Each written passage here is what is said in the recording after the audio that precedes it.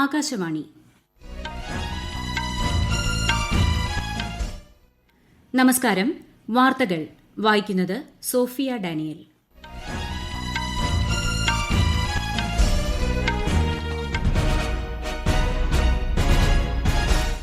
പ്രധാന വാർത്തകൾ. കേരളത്തിൽ നിയമസഭാ തിരഞ്ഞെടുപ്പും മലപ്പുറം ലോക്സഭാ ഉപതെരഞ്ഞെടുപ്പും ഏപ്രിൽ 6-ന്. മാതൃകാ പെരുമാറ്റച്ചട്ടം നിലവിൽ വന്നു. തമിഴ്നാട്, പശ്ചിമബംഗാൾ, അസം, പുതുച്ചേരി എന്നിവിടങ്ങളിലെ നിയമസഭാ തിരഞ്ഞെടുപ്പ് തീയതി പ്രഖ്യാപിച്ചു. ആരോഗ്യരംഗത്ത് രാജ്യം കൈവരിച്ച നേട്ടം ലോകരാഷ്ട്രങ്ങൾക്ക് പ്രയോജനമാകുമെന്ന് പ്രധാനമന്ത്രി നരേന്ദ്രമോദി.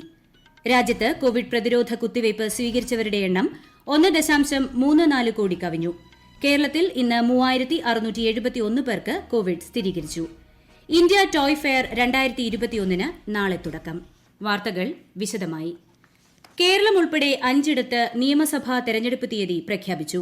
കേരളം, പശ്ചിമബംഗാൾ, തമിഴ്നാട്, അസം എന്നീ സംസ്ഥാനങ്ങളിലും കേന്ദ്രഭരണ പ്രദേശമായ പുതുച്ചേരിയിലുമാണ് തെരഞ്ഞെടുപ്പ് പ്രഖ്യാപിച്ചത്. ഏപ്രിൽ 6-നാണ് കേരളത്തിൽ തെരഞ്ഞെടുപ്പ്. ഇന്നു മുതൽ മാതൃകാ പെരുമാറ്റച്ചട്ടം നിലവിൽ വന്നു. കൂടുതൽ വിവരങ്ങളുമായി ബിന്ദു വിനോദ്. കേരളത്തിൽ 140 മണ്ഡലങ്ങളിലേക്കുള്ള തെരഞ്ഞെടുപ്പ് ഒറ്റഘട്ടമായി നടക്കും. മാർച്ച് 12-നാണ് വിജ്ഞാപനം പുറപ്പെടുവിക്കുന്നത്. നാമനിർദ്ദേശ പത്രിക മാർച്ച് 19 വരെ സമർപ്പിക്കാം. മാർച്ച് 20-നാണ് സൂക്ഷ്മ പരിശോധന. പത്രിക പിൻവലിക്കാനുള്ള അവസാന തീയതി മാർച്ച് 22-ആണ്. മെയ് 2-നാണ് വോട്ടെണ്ണൽ. കേരളത്തോടൊപ്പം തമിഴ്നാട്ടിലും പുതുച്ചേരിയിലും തെരഞ്ഞെടുപ്പ് നടക്കും. തമിഴ്നാട്ടിലെ കന്യാകുമാരി മണ്ഡലത്തിലും കേരളത്തിൽ മലപ്പുറത്തും ഇതേ ദിവസം തന്നെ ലോക്സഭാ ഉപതെരഞ്ഞെടുപ്പും നടക്കും. അസമിൽ 3 ഘട്ടങ്ങളിലായാണ് തെരഞ്ഞെടുപ്പ് നടക്കുന്നത്. മാർച്ച് 27, ഏപ്രിൽ 1, 6 എന്നിങ്ങനെയാണ് തെരഞ്ഞെടുപ്പ് തീയതി. പശ്ചിമബംഗാളിൽ മാർച്ച് 27 മുതൽ ഏപ്രിൽ 29 വരെ 8 ഘട്ടങ്ങളിലായാണ് വോട്ടെടുപ്പ് നടക്കുന്നത്. പോളിംഗ് സമയം 1 മണിക്കൂർ നീട്ടി നൽകും. 80 വയസ്സിന് മുകളിലുള്ളവർക്ക് തപാൽ വോട്ട് അനുവദിക്കും. പോളിംഗ് സ്റ്റേഷനുകളുടെ എണ്ണത്തിലും വർധനവുണ്ട്. കേരളത്തിൽ ആകെ 40,771 ബൂത്തുകളാണ് അനുവദിച്ചിട്ടുള്ളത്. ഓരോ മണ്ഡലത്തിലും പരമാവധി 30.8 ലക്ഷം രൂപ ചെലവഴിക്കാം. പ്രശ്നസാധ്യതാ ബൂത്തുകളിൽ പ്രത്യേക ക്രമീകരണങ്ങൾ സ്വീകരിക്കുമെന്നും കോവിഡ് പ്രോട്ടോകോൾ കൃത്യമായി പാലിക്കുമെന്നും മുഖ്യ തെരഞ്ഞെടുപ്പ് കമ്മീഷണർ സുനിൽ അറോറ വാർത്താ സമ്മേളനത്തിൽ അറിയിച്ചു. News desk, Akashvani. ആരോഗ്യരംഗത്ത് ഇന്ത്യ ഏറെ ദൂരം മുന്നോട്ടു പോയെന്നും ലോകരാഷ്ട്രങ്ങൾക്ക് ഉൾപ്പെടെ പ്രയോജനമുണ്ടാകും വിധം നൂതന മാർഗ്ഗങ്ങൾ സൃഷ്ടിച്ചതായും പ്രധാനമന്ത്രി നരേന്ദ്രമോദി. തമിഴ്നാട്ടിലെ MGR മെഡിക്കൽ സർവകലാശാലയുടെ 33ാമത് ബിരുദദാന സമ്മേളനത്തെ വീഡിയോ കോൺഫറൻസിംഗിലൂടെ അഭിസംബോധന ചെയ്യുകയായിരുന്നു അദ്ദേഹം. ഇന്ത്യൻ ആരോഗ്യ മേഖലയ്ക്ക് കൂടുതൽ ബഹുമാന്യത കൈവന്നതായും പ്രധാനമന്ത്രി പറഞ്ഞു. 2ാമത് ഖേലോ ഇന്ത്യ ദേശീയ വിന്റർ ഗെയിംസിന്റെ ഉദ്ഘാടനം പ്രധാനമന്ത്രി നരേന്ദ്രമോദി വീഡിയോ കോൺഫറൻസിംഗിലൂടെ നിർവഹിച്ചു. ഗെയിംസിന്റെ മനോഹരമായ സംഘാടനത്തിന് ജമ്മുകശ്മീർ ഭരണകൂടത്തെ പ്രധാനമന്ത്രി അഭിനന്ദിച്ചു. നാളെ മുതലാണ് വിന്റർ ഗെയിംസിലെ മത്സരങ്ങൾ തുടങ്ങുന്നത്. ഇന്ത്യയിൽ കോവിഡ് വാക്സിൻ സ്വീകരിച്ചവരുടെ ആകെ എണ്ണം 1.34 കോടി കവിഞ്ഞു. ആദ്യ ഡോസ് സ്വീകരിച്ച് 28 ദിവസം പൂർത്തിയാക്കിയവർക്കുള്ള 2ാം ഡോസ് വിതരണം ഫെബ്രുവരി 13-ന് ആരംഭിച്ചു. ഇന്ത്യയിൽ നിലവിൽ ചികിത്സയിലുള്ളവരുടെ എണ്ണം 1,55,986 രാജ്യത്ത് കഴിഞ്ഞ 24 മണിക്കൂറിനുള്ളിൽ 8 ലക്ഷത്തിലേറെ ആരോഗ്യ പ്രവർത്തകർക്കും മുൻനിര കോവിഡ് പോരാളികൾക്കും വാക്സിൻ നൽകിയതായി കേന്ദ്ര ആരോഗ്യ മന്ത്രാലയം. ഇതോടെ കോവിഡ് വാക്സിൻ സ്വീകരിച്ചവരുടെ എണ്ണം 1,34 ലക്ഷം കവിഞ്ഞു. രോഗമുക്തി നിരക്ക് 97.17%. 1,07,50,000-ത്തിലധികം രോഗികൾ ഇതിനകം സുഖം പ്രാപിച്ചതായി ആരോഗ്യ മന്ത്രാലയം അറിയിച്ചു. നിലവിൽ ചികിത്സയിലുള്ളവരുടെ എണ്ണം 1,55,986. ഇത് ആകെ രോഗബാധിതരുടെ 1.41% മാത്രമാണ്. കേരളത്തിൽ ഇന്ന് 3671 പേർക്ക് കോവിഡ്-19 സ്ഥിരീകരിച്ചു. 4142 പേർ രോഗമുക്തരായി. തൃശൂരിലാണ് ഇന്ന് ഏറ്റവും കൂടുതൽ പേർക്ക് കോവിഡ് സ്ഥിരീകരിച്ചത്, 490 പേർ. കഴിഞ്ഞ 24 മണിക്കൂറിനിടെ 67,812 സാമ്പിളുകളാണ് പരിശോധിച്ചത്. 5.41% രോഗസ്ഥിരീകരണ നിരക്ക്. 14 മരണം കൂടി കോവിഡ് മൂലമാണെന്ന് സ്ഥിരീകരിച്ചതോടെ ആകെ മരണസംഖ്യ 4164 2 പ്രദേശങ്ങളെ ഹോട്ട്സ്പോട്ടിൽ നിന്നും ഒഴിവാക്കിയിട്ടുണ്ട്. ഇതോടെ ആകെ ഹോട്ട്സ്പോട്ടുകളുടെ എണ്ണം 370. കോവിഡ് പ്രതിരോധ കുത്തിവയ്പുമായി ബന്ധപ്പെട്ട കോവിൻ ഡിജിറ്റൽ പ്ലാറ്റ്ഫോം കോവിൻ 1.0-ൽ നിന്നും കോവിൻ 2.0 ആയി മാറുന്നതിനാൽ നാളെയും മറ്റന്നാളും രാജ്യത്ത് കോവിഡ്-19 വാക്സിൻ വിതരണം ഉണ്ടായിരിക്കുന്നതല്ലെന്ന് കേന്ദ്ര ആരോഗ്യ മന്ത്രാലയം അറിയിച്ചു. സംസ്ഥാന കേന്ദ്രഭരണ പ്രദേശങ്ങൾക്ക് ഇത് സംബന്ധിച്ച വിവരങ്ങൾ നേരത്തെ തന്നെ നൽകിയിട്ടുണ്ട്. കേരളത്തിൽ വിദേശത്ത് നിന്ന് വരുന്ന പ്രവാസികൾക്ക് സൌജന്യമായി RT-PCR ടെസ്റ്റ് നടത്തുമെന്ന് ആരോഗ്യമന്ത്രി കെ ശൈലജ. വിമാനത്താവളങ്ങളിലെ പരിശോധന കർശനമാക്കണമെന്നാണ് കേന്ദ്ര സർക്കാരിൽ നിന്നുള്ള നിർദ്ദേശം. അതിനാൽ ടെസ്റ്റ് നടത്താതിരിക്കാനാകില്ല. വരുന്ന പ്രവാസികളുടെ പരിശോധന സംസ്ഥാന സർക്കാർ സൌജന്യമായി നടത്തി ഫലം ഉടൻ തന്നെ അയച്ചു കൊടുക്കുമെന്നും മന്ത്രി വാർത്താസമ്മേളനത്തിൽ അറിയിച്ചു. ഈ വാർത്തകൾ ആകാശവാണിയിൽ നിന്ന്. കൊറോണ ആശങ്കയല്ല, ജാഗ്രതയാണ് വേണ്ടത്. കേന്ദ്ര ആരോഗ്യ മന്ത്രാലയം പുറപ്പെടുവിക്കുന്ന നിർദ്ദേശങ്ങൾ. ജനങ്ങൾ കൂട്ടം കൂടുന്നത് ഒഴിവാക്കുക. ഇടയ്ക്കിടെ കൈകൾ സോപ്പും വെള്ളവും ഉപയോഗിച്ചോ സാനിറ്റൈസർ ഉപയോഗിച്ചോ വൃത്തിയാക്കുക. നിർബന്ധമായും മാസ്ക് ധരിക്കുക. പനിയോ ചുമയോ ശ്വാസതടസ്സമോ തുടരുന്ന സാഹചര്യത്തിൽ വൈദ്യസഹായം തേടുക. കൊറോണയെ സംബന്ധിച്ച വിവരങ്ങൾക്ക് ആരോഗ്യ മന്ത്രാലയത്തിന്റെ 1075 ദിശയുടെ 1056 ബന്ധപ്പെടാം.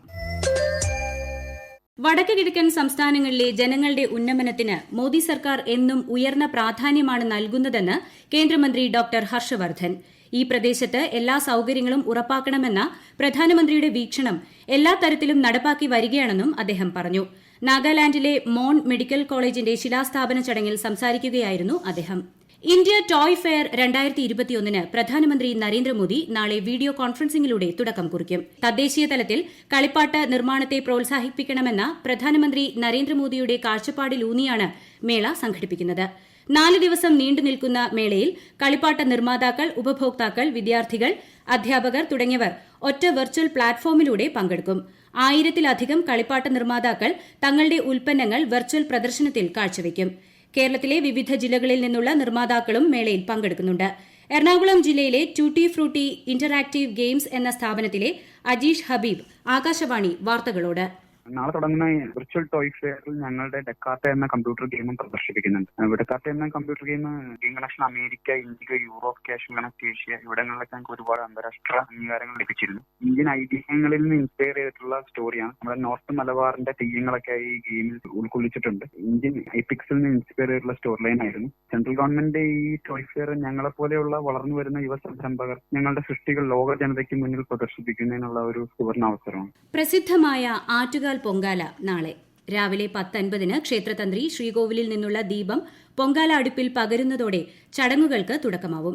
ഉച്ചതിരിഞ്ഞ് 3:40 നിവേദ്യവും വഴിപാടുകളും നടക്കും. കോവിഡ് വ്യാപനത്തിന്റെ പശ്ചാത്തലത്തിൽ ഇത്തവണ ഭക്തർ വീടുകളിലായിരിക്കും പൊങ്കാലയിടുക. പൊതുസ്ഥലങ്ങളിൽ പൊങ്കാലയിടാൻ അനുവദിക്കില്ല. കോവിഡ് നിയന്ത്രണങ്ങൾ പാലിച്ച് ഭക്തർക്ക് ക്ഷേത്രത്തിൽ പ്രവേശനം അനുവദിക്കും.